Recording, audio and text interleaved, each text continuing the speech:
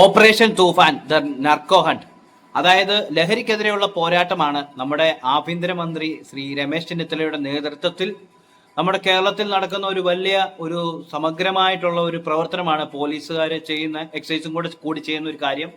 അപ്പോൾ എന്തായാലും ഇതിനെക്കുറിച്ച് പറയുമ്പോൾ ഇപ്പോൾ ഏകദേശം 700-ൽ പരം കേസുകൾ ഇപ്പൊ തന്നെ രജിസ്റ്റർ ചെയ്തിട്ടുണ്ട്. അതായത് മയക്കുമരുന്ന്, ലഹരി പദാർത്ഥങ്ങൾ ഉപയോഗിക്കുന്ന അല്ലെങ്കിൽ കച്ചവടം ചെയ്യുന്ന ആളുകളെ, പൊതുസ്ഥലത്തിരുന്ന് മദ്യപിക്കുന്ന ആളുകളെ പിടിച്ചത്. അപ്പോൾ അങ്ങനെ പല പല കാര്യങ്ങൾ, അതായത് ഇപ്പൊ കോട്ടയം ജില്ലയിലെ ഒരു കാര്യം പറയുകയാണെങ്കിൽ കഴിഞ്ഞ ദിവസം നാഗമ്പട സ്റ്റാൻഡ്, അത് ഇന്നാ തോന്നുന്നു, നാഗമ്പട സ്റ്റാൻഡിൽ ബസ്സിനകത്തിരുന്ന് മദ്യപിച്ചവരെ വരെ പോലീസ് അറസ്റ്റ് ചെയ്തിട്ടുണ്ട്. അതായത് വളരെ കാര്യക്ഷമമായ രീതിയിൽ തന്നെ ഓപ്പറേഷൻ തൂഫാൻ എന്ന് പറയുന്ന ആ ഒരു പദ്ധതി, അതായത് ലഹരിക്കെതിരെയുള്ള പോരാട്ടം നടന്നുകൊണ്ടിരിക്കുകയാണ്. അതായത് നമ്മുടെ നാട്ടിൽ നിന്നും മദ്യത്തെ തുടച്ചു മാറ്റുമെന്ന് തോന്നുന്നില്ല. മദ്യം തുടച്ചു മാറ്റി കഴിഞ്ഞാൽ നമുക്ക് ശരിയാകത്തില്ലല്ലോ. നമ്മുടെ ടാക്സും കാര്യങ്ങളും ഏറ്റവും കൂടുതൽ ഖജനാവിലേക്ക് ടാക്സ് വരുന്ന ഒരു സാധനമാണല്ലോ. അതുകൊണ്ട് മദ്യം എന്ന് പറയുന്ന സാധനത്തിന്റെ അകത്ത് എവിടെയോ ഒരു ചെറിയ പെശകുണ്ട്. അതിനെക്കുറിച്ച് ഞാൻ സംസാരിക്കാം. മയക്കുമരുന്ന്, MDMA മുതലായ സാധനങ്ങളുടെ ഒഴുക്ക് തടയാൻ വേണ്ടിയിട്ടുള്ള, അതായത് നമ്മുടെ കുരുന്നുകളെയൊക്കെ കൂടുതലായിട്ടും സ്കൂളുകൾ കേന്ദ്രീകരിച്ച് നടക്കുന്ന മയക്കുമരുന്ന് കച്ചവടം എല്ലാം തടയാൻ വേണ്ടിയിട്ടുള്ള എന്നാ പറഞ്ഞ അക്ഷീണ പരിശ്രമമാണ് ഇപ്പോൾ നടന്നുകൊണ്ടിരിക്കുന്നത്. ആദ്യം നമുക്കൊരു വീഡിയോ കാണാം. നമുക്കറിയുന്ന ലഹരിയാണ് നമ്മുടെ ഏറ്റവും വലിയ പ്രശ്നം. മദ്യം ഒരു കാലത്ത് മദ്യമായിരുന്നെങ്കിൽ ഇന്ന് മയക്കുമരുന്നാണ്. നമ്മുടെ യുവതലമുറയെ കാർന്നു നിന്ന ഒരു വലിയ ദുരന്തമായി ഇത് മാറിക്കൊണ്ടിരിക്കുകയാണ്. നമ്മളിപ്പോൾ എവിടെ ചെന്നാലും, ഫോർ എക്സാമ്പിൾ കോളേജ് ക്യാമ്പസ്, അല്ലെങ്കിൽ ചെറുപ്പക്കാരായ ആളുകൾ ഒത്തുകൂടുന്ന സ്ഥലങ്ങൾ, അവിടെയെല്ലാം നമുക്ക് കാണാൻ കഴിയുന്ന ലഹരിയുടെ സാന്നിധ്യമാണ്. ഒരു കാലത്ത് മദ്യപിച്ച ചെറുപ്പക്കാരെയാണ്, ഇന്നതിന് വ്യത്യസ്തമായി രാസലഹരിയുടെ പിടിയിൽ അമർന്നിരിക്കുന്ന യുവത്വത്തെയാണ് കാണുന്നത്. ഞാനത് ആഭ്യന്തരമന്ത്രിയായ കാലഘട്ടത്തിലാണ് ഏറ്റവും കൂടുതൽ ഇതിൽ ശ്രദ്ധ കേന്ദ്രീകരിച്ചത്. അന്ന് ക്ലീൻ ക്യാമ്പസ് സേഫ് ക്യാമ്പസ് എന്നൊരു പരിപാടി കൊണ്ടു. മമ്മൂട്ടിയായിരുന്നു അതിൻ്റെ ബ്രാൻഡ് അംബാസിഡർ. അത് ഒരു ഫിലിം, ഞങ്ങൾക്ക് ചെറിയൊരു ഫിലിം ഷൂട്ട് ചെയ്തത്. അത് ഞങ്ങൾ എല്ലായിടത്തും പ്രദർശിപ്പിച്ചു. കാരണം വളർന്നു വരുന്ന തലമുറ രാസലഹരിക്ക് വളരെ കാര്യമായിട്ട് തന്നെ നമ്മുടെ ആഭ്യന്തരമന്ത്രി ഇതിനെക്കുറിച്ച് സംസാരിക്കുന്നുണ്ട്. അതായത് ഇലക്ഷന് മുന്നേ തന്നെ അദ്ദേഹത്തിന്റെ ഒരു ദീർഘവീക്ഷണം എന്ന നിലയിൽ അദ്ദേഹം സംസാരിച്ചിരുന്നു. അതായത് നമ്മുടെ നാടിനെ നശിപ്പിച്ചുകൊണ്ടിരിക്കുന്ന ലഹരി എന്ന് പറയുന്ന ആ ഒരു വസ്തുവിനെ, ആ ഒരു ഒഴുക്ക്, അതായത് യുവാക്കളെയും അല്ലെങ്കിൽ ലഹരി ഉപയോഗിക്കുന്നവരെ എല്ലാം അവരുടെ ലൈഫ് തകർക്കുന്ന ആ ഒരു സംഭവം, ലഹരി തന്നെ ഇവിടുന്ന് അതായത് തുടച്ചു മാറ്റുക എന്ന് പറയുന്ന രീതിയിൽ ഓപ്പറേഷൻ തൂഫാൻ എന്ന് പറയുന്ന രീതിയിൽ ഒരു സംഭവം റെഡിയാക്കി. അതായത് എനിക്ക് തോന്നുന്നത് ഇതിന് മുന്നത്തെ സർക്കാർ ഓപ്പറേഷൻ ഡി ഹണ്ട് അല്ലെങ്കിൽ പി ഹണ്ട് എന്ന പേരിൽ ഒരു പദ്ധതി ഇതുപോലെ തന്നെ രൂപീകരിച്ചിരുന്നു. അതുമായിട്ട് ബന്ധപ്പെട്ട് കുറേ ലഹരി കേസുകൾ ആളുകളെ പിടിക്കുകയൊക്കെ ചെയ്തായിരുന്നു. പക്ഷെ എന്നിരുന്നാലും അതിനുശേഷം ഇപ്പം വന്നിരിക്കുന്ന ഈ സർക്കാരിലെ ശ്രീ രമേശ് ചെന്നിത്തല, അതായത് നമ്മുടെ ആഭ്യന്തരമന്ത്രി രമേശ് ചെന്നിത്തലയുടെ നേതൃത്വത്തിൽ അതിശക്തമായിട്ട്, നേരത്തെ ഉണ്ടായിരുന്നതിനേക്കാൾ കൂടുതൽ ശക്തമായിട്ട് ഈ ഒരു ലഹരിക്കെതിരെയുള്ള പോരാട്ടം നടന്നുകൊണ്ടിരിക്കുകയാണ്. അപ്പോൾ പല സ്ഥലങ്ങളിലും ഏത് മുക്കിലും മൂലയിലും ഒളിച്ചിരുന്ന് ലഹരി കച്ചവടം നടത്തുന്നവരും എങ്ങനെ വെല്ലുവിളിച്ച് നടത്തിയാലും ഇവരെല്ലാം പൊക്കാൻ വേണ്ടിയിട്ട് നമ്മുടെ പോലീസും എക്സൈസും കൂടെ ചേർന്ന് സംയുക്തമായിട്ടും അല്ലെങ്കിൽ അല്ലാതെയും ഒക്കെ ആയിട്ട് ഗ്രൂപ്പ് തിരിഞ്ഞ് അവരവരുടെ വർക്ക് കൃത്യമായിട്ട് ചെയ്യുന്നുണ്ട്. ഇനി പ്രധാനമായിട്ട് ഒരു കാര്യം പറയാനുള്ളത്, ലഹരി കച്ചവടവും ലഹരി കടത്തും നടത്തുന്ന ഒരുപാട് പേർക്കും പണി കിട്ടുന്നത് എവിടെയാണെന്ന് വെച്ച് കഴിഞ്ഞാൽ, നിങ്ങൾ കച്ചവടം നടത്തുമ്പോൾ നിങ്ങളുടെ കൂടെ ഉള്ളവരുണ്ട്. അത് ആദ്യം മനസ്സിലാക്കണം. നിങ്ങളുടെ കൂടെ ഉള്ളവരെ പോലും വിശ്വസിക്കരുത്. ഞാനിത് കച്ചവടം നടത്താൻ പ്രോത്സാഹിപ്പിക്കുന്നതല്ല, പണി മുഴുവൻ കിട്ടുന്നത് അങ്ങനെയാണ്. ഉള്ള പരിപാടി ഏറ്റവും നല്ലത് നിർത്തുന്നതായിരിക്കും നല്ലത്. രണ്ടാമത്തെ ഒരു കാര്യം എനിക്ക് പറയാനുള്ളത്, ഞാൻ വളരെ സിമ്പിളായിട്ട് പറയുന്നതല്ല, എൻ്റെ കൺമുന്നിൽ ഞാൻ കണ്ടിരിക്കുന്നതാണ്. അതായത് ലഹരി പദാർത്ഥങ്ങൾ ഉപയോഗിക്കുന്ന ആളുകളെ നമ്മൾ സ്ഥിരം കാണുന്നുണ്ട്. ഈ ഹാൻസ്, ഈ പറയുന്ന മറ്റു സാധനങ്ങളെല്ലാം ഉപയോഗിക്കുന്ന ആളുകൾ.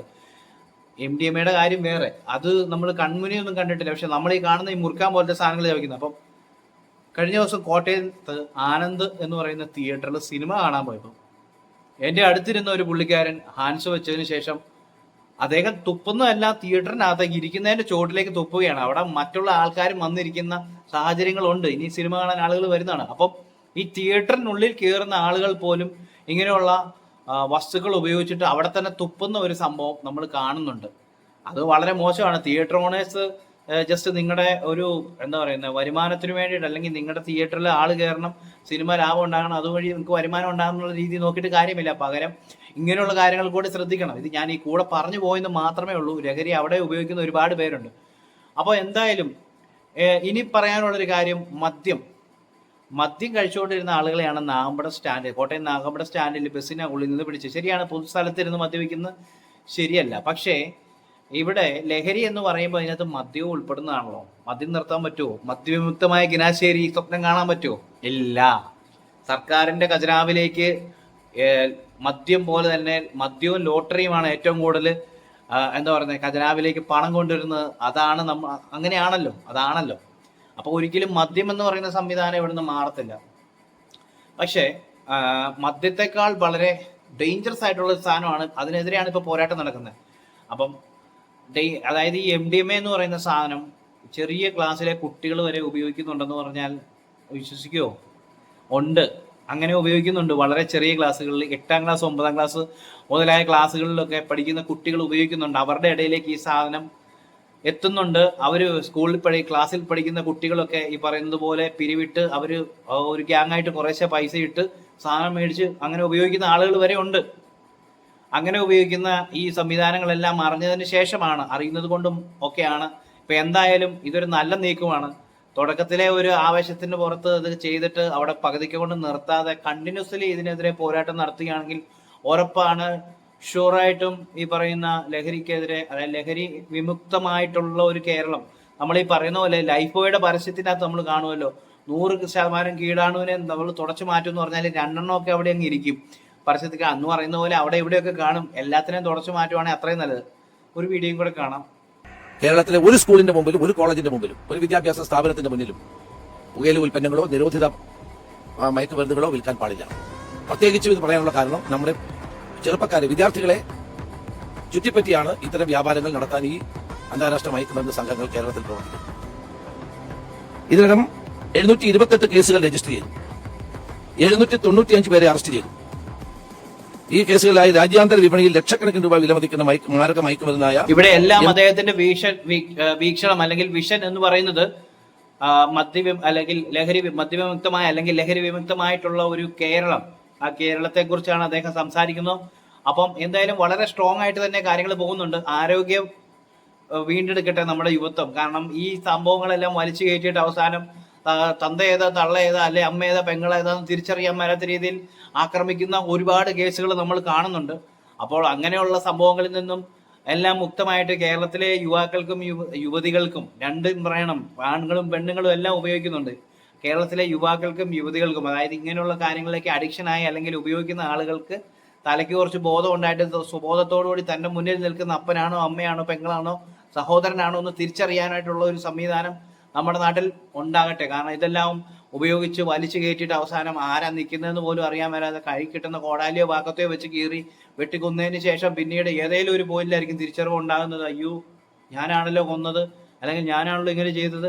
അങ്ങനെ ഒരു നെടുവീർപ്പിടാനുള്ള അവസരം ഉണ്ടാകാതിരിക്കാൻ വേണ്ടിയിട്ട് ഇങ്ങനെയുള്ള സാധനങ്ങളെല്ലാം ഒഴിവാകട്ടെ. അതായത് ഇപ്പോഴത്തെ ഒരു നീക്കം നല്ലതാണ്. അത് എത്രമാത്രം ഫലപ്രദമാകുമെന്നുള്ളത് കുറച്ച് ദിവസങ്ങൾ അല്ലെങ്കിൽ കുറച്ച് മാസങ്ങൾക്ക് ശേഷം അറിയാൻ പറ്റും. കാരണം ഒരു ആവേശത്തിന് പുറത്ത് എല്ലാവരും ഈ കാര്യങ്ങൾ ചെയ്തിട്ട് പകുതി വഴിക്കിച്ച് നിർത്തിപ്പോയി കഴിഞ്ഞു കഴിഞ്ഞാൽ ഓപ്പറേഷൻ തൂഫാൻ എന്ന് പറയുന്നത് വേറെ എന്തെങ്കിലും പറയേണ്ട ഒരു ആവശ്യം വരും.